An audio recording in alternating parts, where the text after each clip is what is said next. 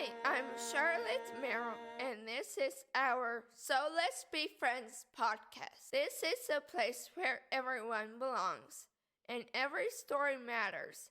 Together, we celebrate our differences, bring awareness to disabilities, and build a more inclusive and supportive world. One conversation at a time, let's open our hearts and listen with kindness. I like when people ask me about my crutches because they can get to know me, and I like having friends, so let's be friends. This life is beautiful, and you are wonderful.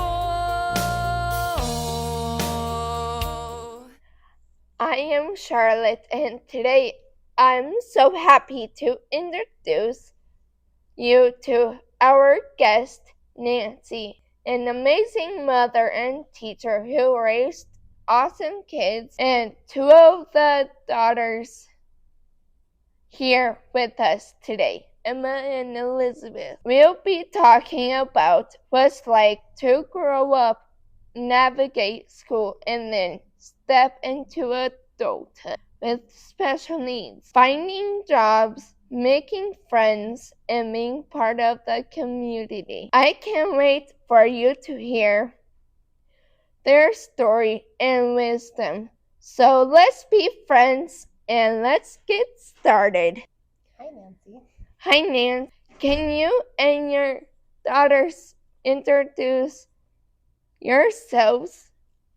Okay, so my name is Nancy, and I've been a teacher for a number of many years, and I have 3 daughters and a couple stepsons, and my oldest daughter is a decade different than my 2 youngest.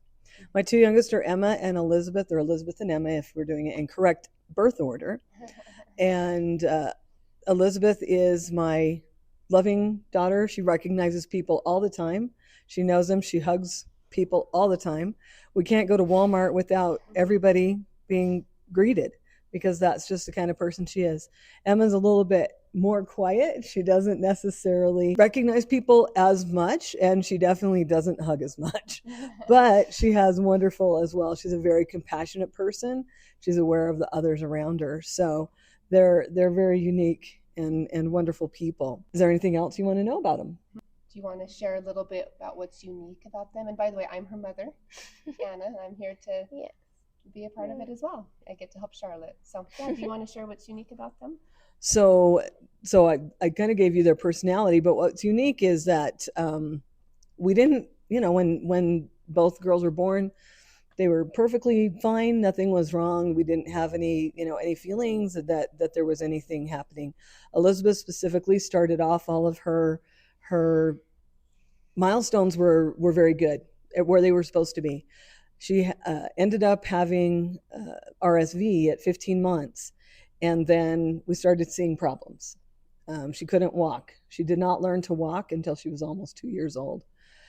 Found out later, actually a doctor friend stopped us as we were walking down the road because she looked so uncomfortable. And he said, she was walking at that point, but he said, you should bring her in and I'll check her. And he did, and he noticed that there was a problem, a malformation in one of her hips.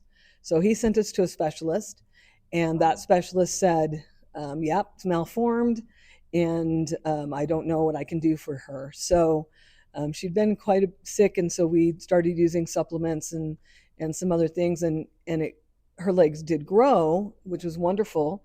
But that same doctor said, but I am seeing clear milestone problems. She has muscle tone problems that we don't really understand. And I think there's something else. So he referred us to a specialist. And that specialist, when he did studies, he basically said, well, here's my deal. Unless we did a very expensive microarray, we have no idea why these things happen. We have no idea. And he said, it used to be, back in the day, we only knew 25% of genetic problems. And we didn't know 75. And then he said, but now we know 75, but we don't know 25, and she fits in the 25. He said, I can't tell you that. I'm going to tell you that everything you're doing for her is the right thing to do, and keep doing it.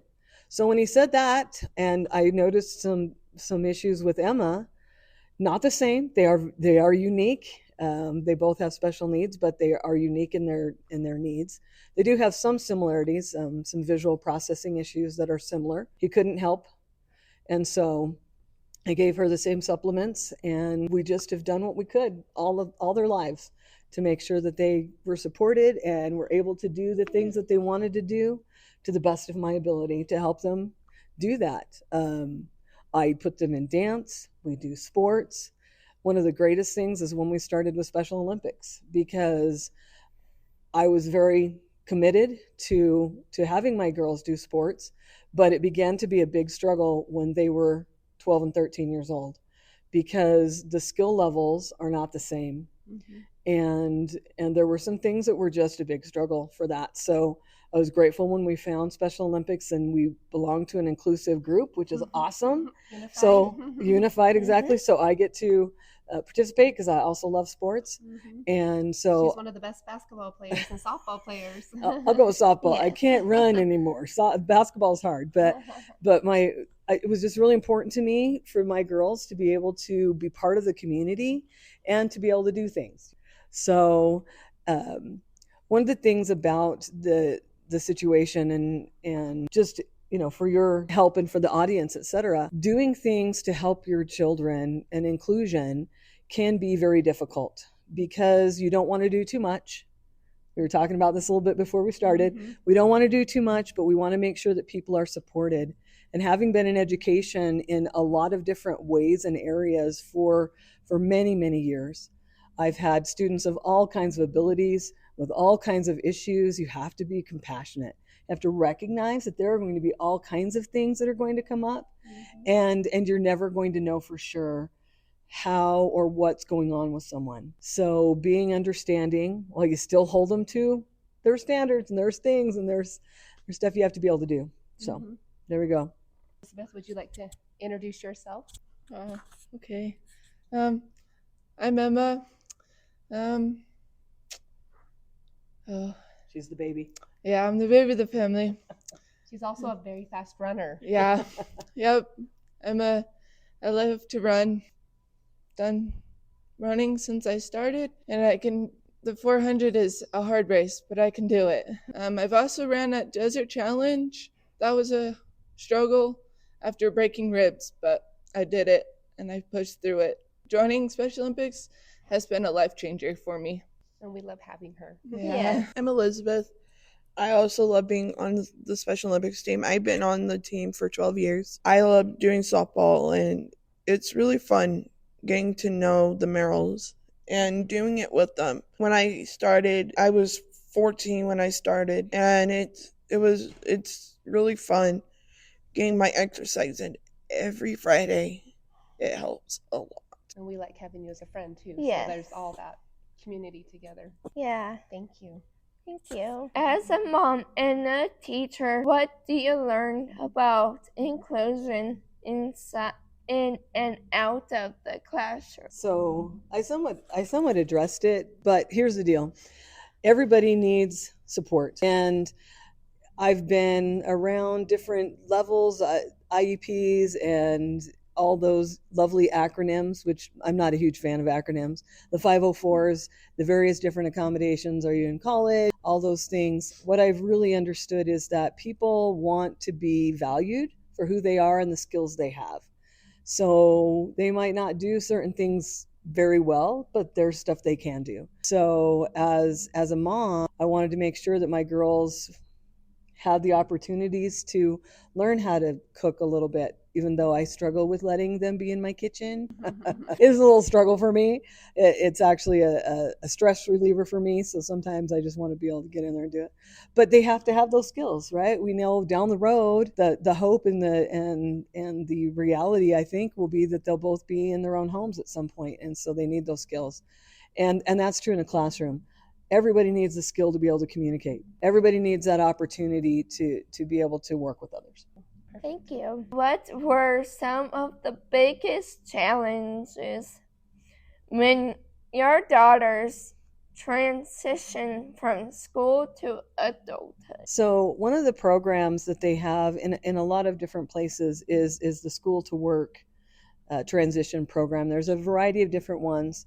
In Arizona, it's Rehabilitation Services of Arizona is one that we used. And they're very good about supporting you. One of the great things they do is they help you. They'll do the psychological testing sometimes it's required. They'll also do things where, for example, they did some testing of what are you going to be good at? What kind of skills are you going to be able to do well? And then they have a counselor for them that helps them. And then the best thing is they help them find a job, and then they try to shadow them or check up on them for 90 days after they've gotten that job. So for both of the girls, they've had different jobs. Elizabeth's been in the same job for quite a while and doing things that she enjoys. The other thing was, are they going to have a job that will be good down the road, right? Do they need college? And how much college are they going to need? So we've definitely worked hard to do those kinds of things. It's not been easy. They'll both no, it does acknowledge that those are struggles, but I was really helped by RSA and by a couple of the counselors specifically, as well as a particular group that did services with them and helped them do things like work on resumes. Because I can do that and I have helped them with them, but it's also good to have another adult that's not the mom, right? Mm-hmm. Because the mom it's a different role. And so I wanted to have other people have that role. And so they did quite a bit. They'd go to the library, they've shadowed jobs, they've gone different places. So the great thing is they help them with those things. Awesome. Thank you. How did you support your daughters in finding jobs and opportunities to contribute to society?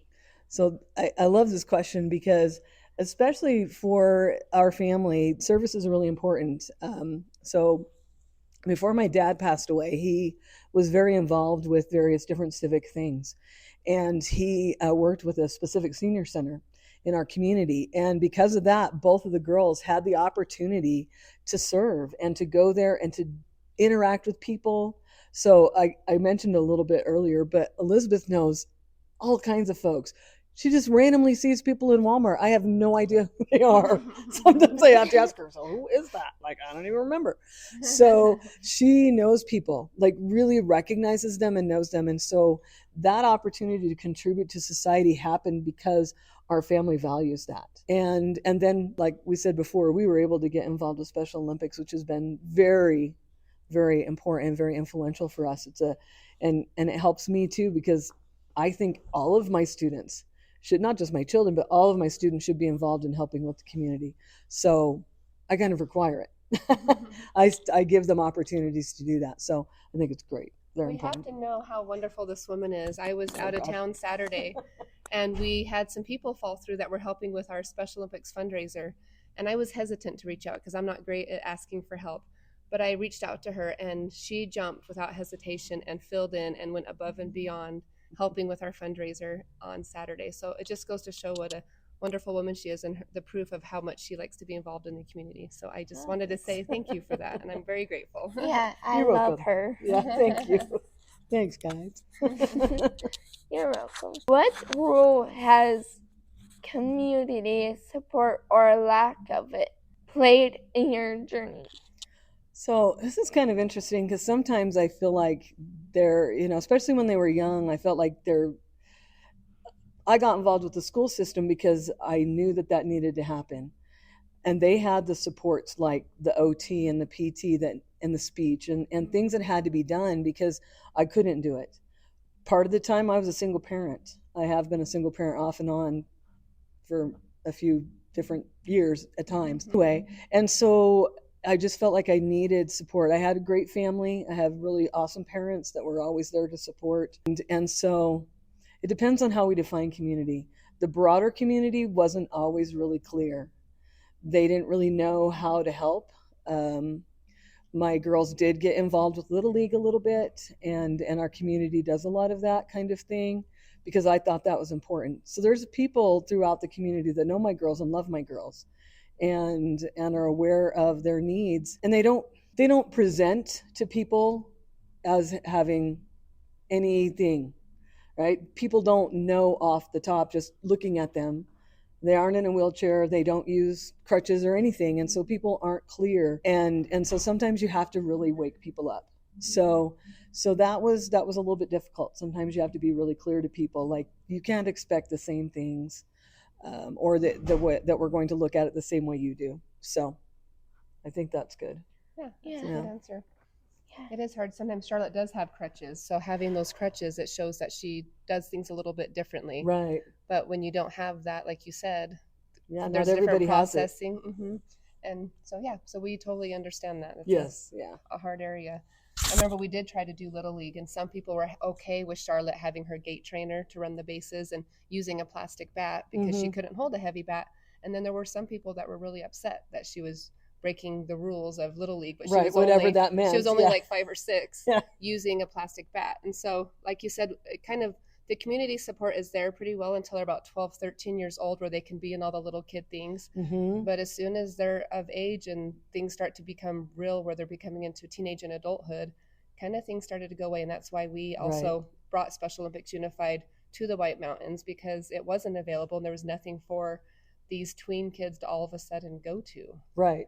so That that's kinda- competitiveness, yeah, it was rough. And my husband and I love to coach, and we love to be a part of sports. We were coaching soccer at the high school and all these different things. And our kids, yeah. when our kids were on the sidelines in wheelchairs, and knowing that wasn't really ever going to happen, we had to adjust. Yep. So Yeah, I think adjust absolutely. is one of the biggest words. I had a parent teach me that word one day, adjust. And that just really helped me to start pivoting and adjusting in Right. moments and recognizing we can just do things differently. Right. So Yeah, mine is flex and flow. flex and You flow. have to flex and flow. I like that one. Yeah. Me too.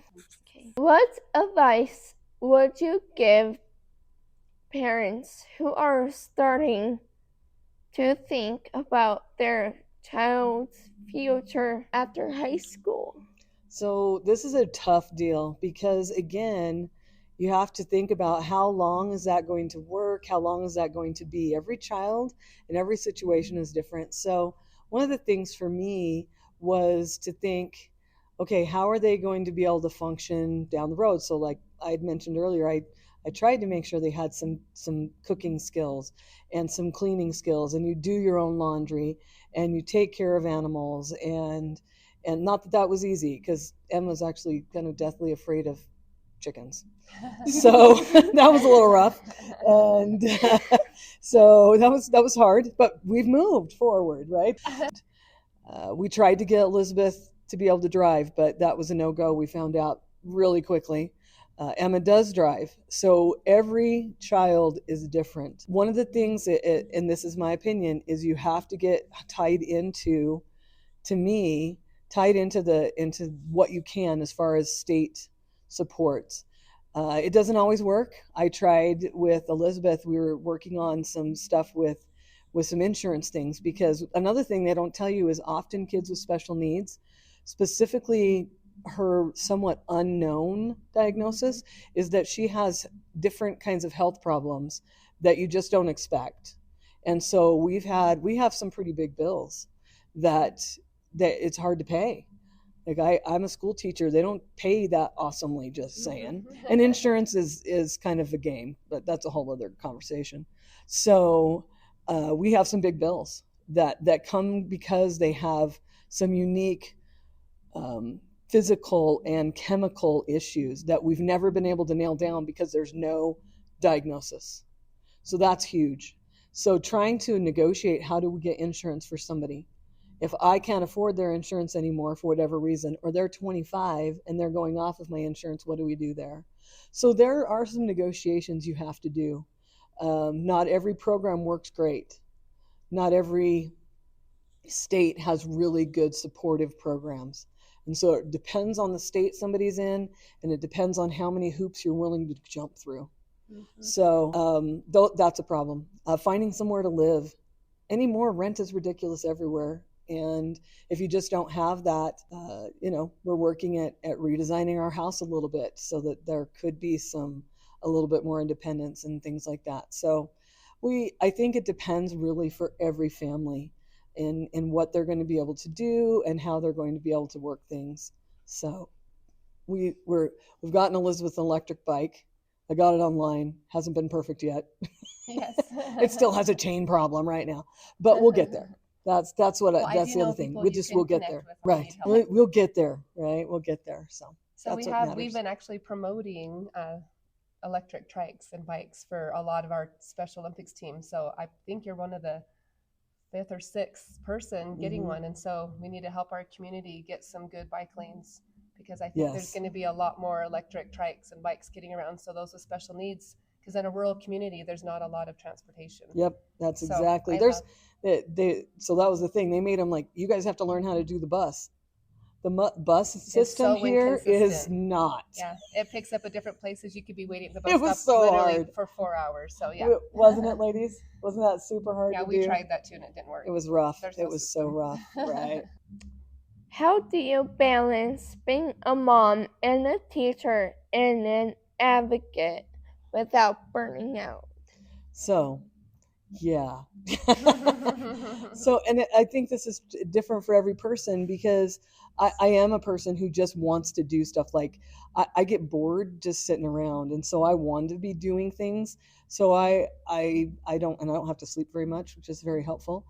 But I have my moments where I'm just frustrated, and so to be honest with you, I quietly, or less than quietly, by myself cuss a lot. Just saying, sadly. I occasionally have tears. So you got to cry sometimes. You just do. You just have to get it out. You just have to let it be. I let the community help me, because we've had incidents. There's just nothing I can do, or I need somebody else to support me. So that's reaching out, and it's hard, because I've been a go getter and a go doer for yourself. Like, don't depend on other folks, because you sometimes can't. So I have to remind myself that you need to reach care out. for others, and let other people help you. So it's a big secret. Let other Just gave people it out help to you. everyone else. Can you tell us about the work you do and what you like it or struggle? This is I Emma. yeah. So I have currently 3 jobs. So I take care of my grandma, whose health is really poor and it's a struggle. Um, and then I take care of a 2-year-old who also is a struggle. But then I also help a girl who has special needs get the exercise that she needs to get her health back in check, in line, and just to get her moving and more active. It's hard because it's not the easiest to get her up and going, but when she's motivated to do something, she will do it. It's just harder to get her motivated. And she's a sweet. She's a sweetheart, but she's a struggle to get motivated. But we've talked about it before too, and not necessarily with you. Actually, we've had the same conversation. Sometimes having someone, because you understand, with special needs, helping another with special needs navigate. Like Charlotte has crutches. Caroline walked with crutches a lot better because she was able to teach Caroline to walk with crutches, because I didn't have crutches, so I couldn't teach. Right. So having you been able to help this little girl navigate things is going to be huge, and I know that the family's probably very grateful for that. Yep, Oh, the that's- very yeah. So, and Emma her degree path is to do Nursing. CNA and then nursing. And so, Sienna, I love that. And that's where I like the earlier question we had about what advice would you give parents who are starting to think about their child's future. I don't feel like Nancy spent enough time on that. And she's one of the reasons we wanted to have Nancy visit and ask questions, because she has really done a lot of wonderful things with her daughters. I mean, the fact that she's having Emma work towards her nursing. A lot of people with children with special needs just kind of pigeonhole because we don't know what else to do. But Nancy makes ways for her children to do things. She's not afraid to go into the college and talk to them and say, how can this be done? Well, So, you've got to know who to talk to. So we know the lady in the office for accommodations, because we went there and talked to her, and she's always willing to help. Right. it's getting to know and recognizing when it doesn't work and trying it. And if it doesn't work, then you just regroup and you retrench, which is why I love Flex and Flow, because you have to know that it's different. And so Emma, for example, was in a program here in our local high school that works with community college. We tried it. It was a struggle, and not through anything. She was trying very hard, but when they're trying to accommodate, they don't always understand. So one thing with Emma is machines, the way that they talk does not help her. Like, it's almost like her brain doesn't understand when they're speaking. It's maybe too monotone when or it's not not people. Yeah. And so struggled. And they were flabbergasted. Well, it works for other people. Not every child is the same. And computer voice does not work. For whatever reason, her brain does not process computer voice.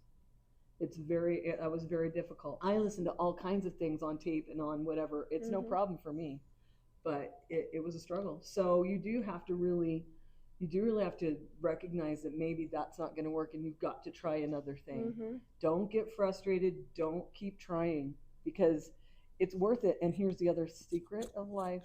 You have like 80 years. I like that. So use them. You don't have to drive a car by 16. Right. You can drive a car by At 30. 22. Yeah. So Charlotte's goal is to drive a car one day as well. It just may not happen. She's 21, and she can drive a Polaris Ranger in low gear because that's what she can process at. Right. And so I have a trike. she has an electric trike too that she's learning to process. Yep. And so I love how you said that. We have a long time and an experience that she had, and then we want to go over to Elizabeth.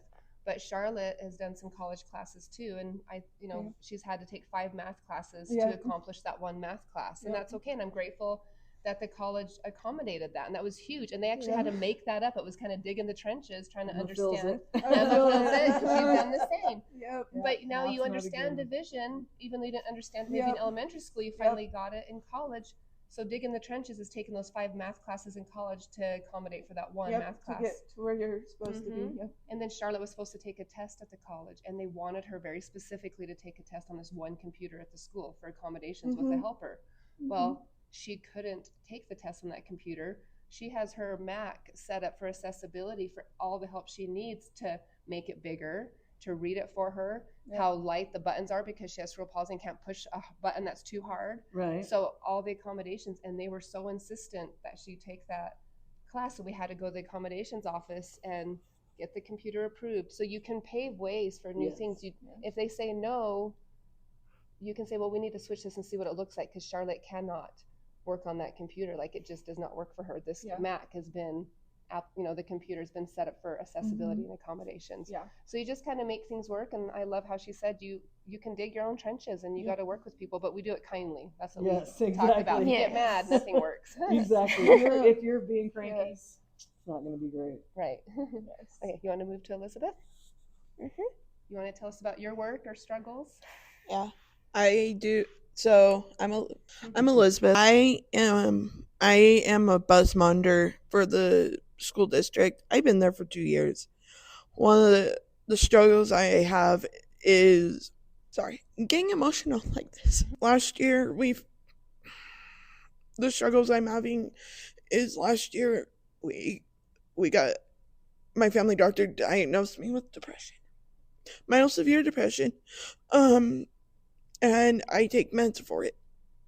If I forget my meds, I'm a very emotional person, and I don't sleep super well, and it's just hard for me to sleep at night and wake up at 5 o'clock every morning and getting up and getting dressed because I like to sleep a lot. So that's the struggles I have. Get up and go do it. Yep, you get up and go do it. And so that's empowering, and that's an example to others when it's hard that you still do it. And I'm proud of you, Elizabeth. What's something you are really proud of? I'm really proud of being able to make good friends in the community and keep a good friendship with them. Even if it's hard to keep a good friendship with somebody, I work hard enough. I work really hard to do it because I have a hard time like talking to others, like that's a struggle for me, but keeping somebody as close to a friend as everybody in the community, it's really important to me. um, and it helps with Special Olympics because I can be friends with everybody on the team, and everybody knows what you're going through or has similar things. And so it's really something that I've been proud of to maintain. I love that. Well, for me, is I help my friend. I'm proud of getting my friend David part of the team. When he he asked me, he's like, "Okay, when does the team start?" And I'm just really proud of helping him with getting him on the team, getting him used to the what we do on the Special Olympics. It's really important. I'm really proud of that because I make, like Emma said, I make friends with everybody. And I love that. I appreciate and love that you guys have relationships and make them important. What helps you most when you're at work or in the community? Well, for me, it helps me to know, like when I'm at work, that I'm doing what I'm supposed to do and like helping everybody. Especially with my grandma, who I've been there for her, and it's harder as she's getting sicker.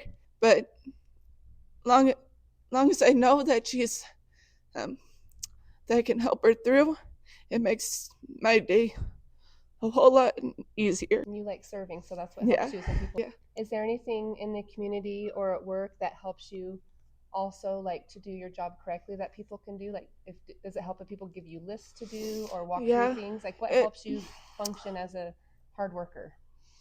Having a list definitely helps, so that I know what I am trying to get done or what I need to get done. It helps to have a list for me.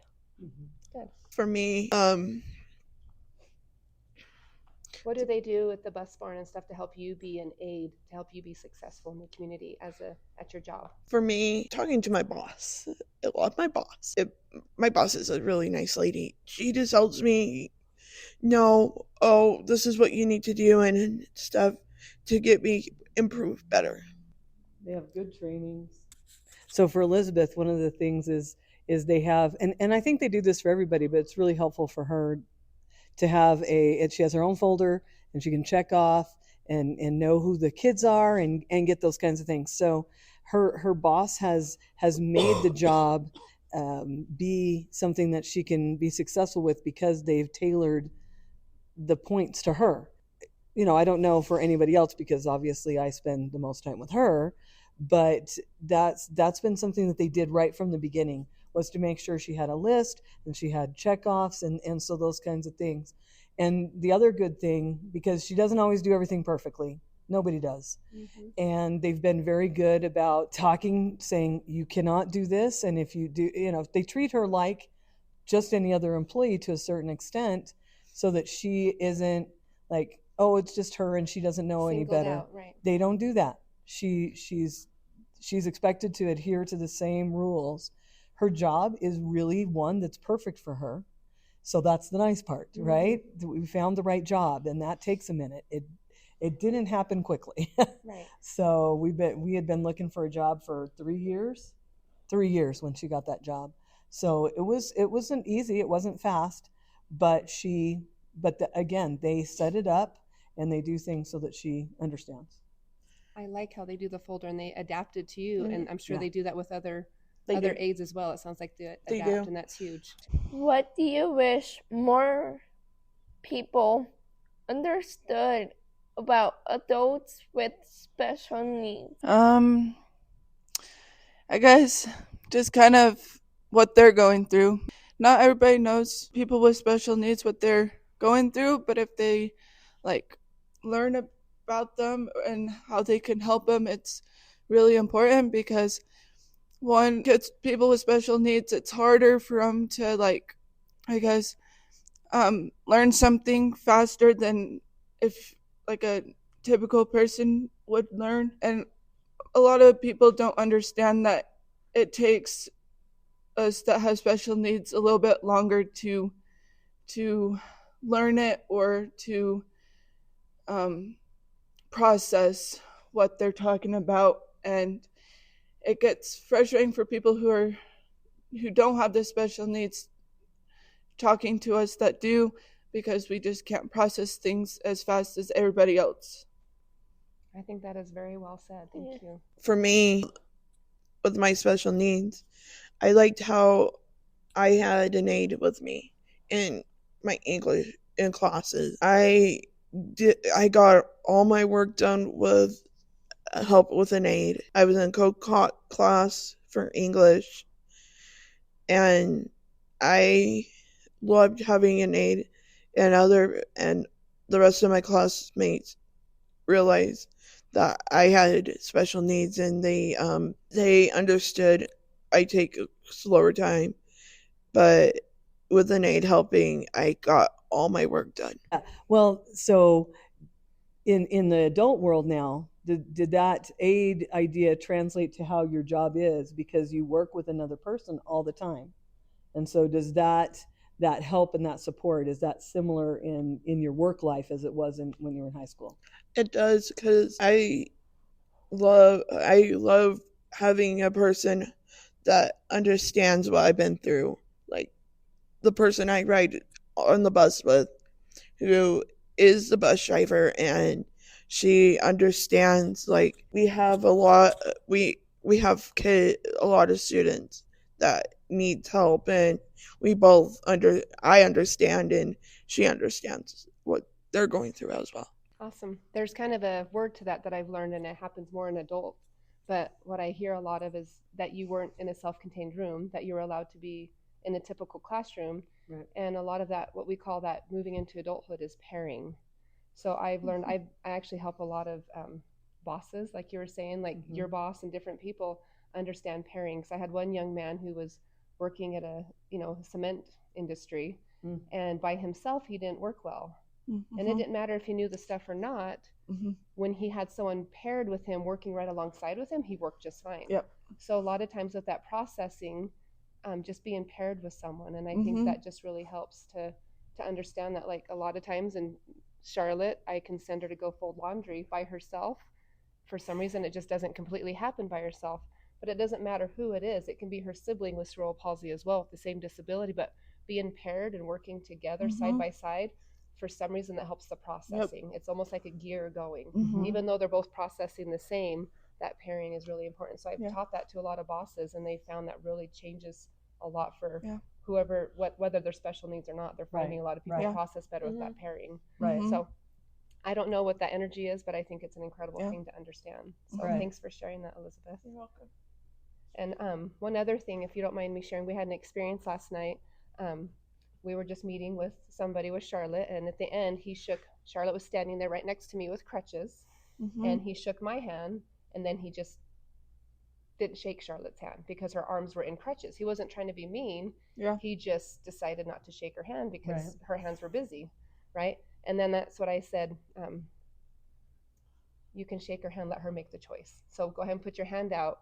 So that's kind of, I guess, some advice when it says, what are things that you wish people knew, is don't make the choice for the special needs person. If you think they can't do it or can do it, or can't do it, give them that option and let them make the choice. So whether you think they can stack those blocks or not, don't make that choice for them and think they can't. Give them the block still and let them do it. Right. Or put your hand out to shake their hand, even if they're in a wheelchair or have crutches, and let them make that decision. Does that make sense? I just think that's really important to. And I think you can't make expectations of what that's going to look like. So if everybody's going to be different. If you have, this is what that should look like every time, that's going to be difficult. But if you just let them, again, be accepting and understand at their level. And if you don't understand, ask, because it's better to ask. It's better to ask the question than to avoid or to pretend it's not there, right? And people have done that for years. They've pretended that something's not there. Because they think it's polite. Exactly. They're worried that they're going to say something mean. So. Yep. Asking questions is huge. Charlotte always says, ask me about my crutches. Don't be afraid of me. Ask me about it. Ask me. Yeah. Yep. And that's been huge. What are number 12? What are your hopes and dreams for the future? My future, like my hopes and dreams, I'm hoping to get through my CNA classes and to become a nurse because that's what I've always dreamed of, especially when my grandparents both got sick. The nurses, when they were helping them out, or any of my family members, I thought to myself, oh, maybe I should be a nurse. That'd be a great future for myself. That's one dream that I would always think of, even if it was first being a cosmetology student or being a cosmetologist. That didn't work out, but becoming a nurse I've really wanted to push for being a nurse. That's one dream that I have. And I liked what your mom said earlier. It doesn't matter how long it takes. You have 80 Yeah. years. So Charlotte's Yeah. motto all the time, because she moves slowly, is forward, no matter the pace. There you go. That's Yep. really important to Yeah. remember, That's even a if it good takes you a one. while. Yep. Yes. Good. For me, growing up with an English teacher, I always wanted to be a teacher. So I'm going class. I'm going to the college. I'm going for my early childhood and development degree, so I can be in the classroom with kids that have special needs. That's impressive. Nice work. That's hard stuff. What does contributing to society mean for your family? Well, for our family, when we do like community cleanup, that helps like the schools, like clean up trash, clean up weeds. And again, we've been involved with Special Olympics, so we want to be involved with other people. And if people have questions, we want to answer their questions. Like, how do you deal with this? They see that these two seem to be doing so awesome and do wonderful, and they're doing wonderful things, and they are, absolutely. It wasn't easy, and it didn't come quickly. And so part of it is just to let other people know that it's okay, and that we can move forward with things. They also need to just go out and do. If you're just sitting in your house feeling sorry for yourself, then it's going to be sad. Yeah. It's just going to be sad. So we prefer to go out and try and be involved. We're involved with church, we're involved with Special Olympics, we're involved with, like Elizabeth mentioned, community cleanup and other community activities that we've been involved with in the past. We're always willing. We just love people. So we love people. Love people, and that's what this is all There you about. go. We love people. Yep. Love one another. Excellent. Thank you. How do you celebrate the big and small wins together? Cheering. So both of the girls actually did cheer, right? So we're big cheerleaders for people, and we're cheerleaders for ourselves because it's fun to do stuff, and you have to acknowledge that it's good to have it done and to be able to do things together. So that's super helpful that we do things together. So other things, at least for me, chocolate is a big plus. I happen to love dark chocolate, in fact. So I love dark chocolate. And so our community, right? Our Special Olympics community specifically, but even our community, people are just supportive, right? We live in a small enough community. A lot of people. We go to a lot of sports events. We go to a lot of activities. You just get involved, and we love to cheer, and we love to hug, some of us more than others, but we do. So I think that's it. Do you guys think there's anything else we particularly do? I like cheering on yourself. I think that's Yeah. important. Like my mom said, cheering on people. Well, for me, going to the football games, I'm the loudest there. Yeah. You're the loudest. But also helping people with like my mom said, the Special Olympics, like helping my teammates out, cheering them on. When we did swimming, I remember cheering on our teammate who was afraid of water, who made it across the pool with a life jacket on, but she did it. And I cheered on my little sister when she first started as well, who was scared of the water. We were at regionals in the valley, and our coach jumped in the water and got her in, and she got first place. So I cheered her on, and that was a big thing. Swimming too. So a She's quick a fast story swimmer, on too. that. As a coach, I've learned you can't wear jeans. Yeah, because they're really weighing you So down. we practiced. Emma is a very fast swimmer. She's also a very fast runner. And we practiced every Friday at the Snowflake Pool, and there was no deep end. Right. But when we went to regionals, there was suddenly a deep end, and that And it's terrified only a her. deep end. Yep, it was all deep water, and Shallow before and poor Emma Right. was just completely terrified. And this was an event with hundreds of people. She was getting ready to race, and she was terrified. She just couldn't, and it was going to disqualify her if she didn't go. And going to practice every Friday and seeing these kids, and we really want. And I know Nancy was okay if I did it. We want them to overcome, and Yep. I jumped over the fence and jumped in the pool in my jeans and helped her to make sure she got across. And that was kind of funny. I've never lived that down, but now I wear yoga pants or a swimsuit when I go to swim practice. But I think, and I don't know if she even knows for that event. She did. She got first because she's a fast swimmer. And I don't know if she's ever known this, and maybe I shouldn't share it, but she was kind of disqualified in the race because I had to get in. Right. But what she's always going to remember is that she didn't quit. Right. She finished that race and she did it. And she remembers that she made it first. And that's what carries us on in our lives is not quitting and moving forward, even when it's scary or hard. And we reach out to our community and have that support. And anyway, I love that story. I think it's really funny. And she's never been afraid of the water since. So like, there's no fear. She realized she could do it. And what would have happened if she didn't? Right. If she had gotten out of the water and didn't finish the race, it would have been so hard because you were right there, and I'm trying to push her from the from the side, and I'm like, oh, I did get in trouble I'm for the that. mom. Yeah. So I'm the mom. What do I do?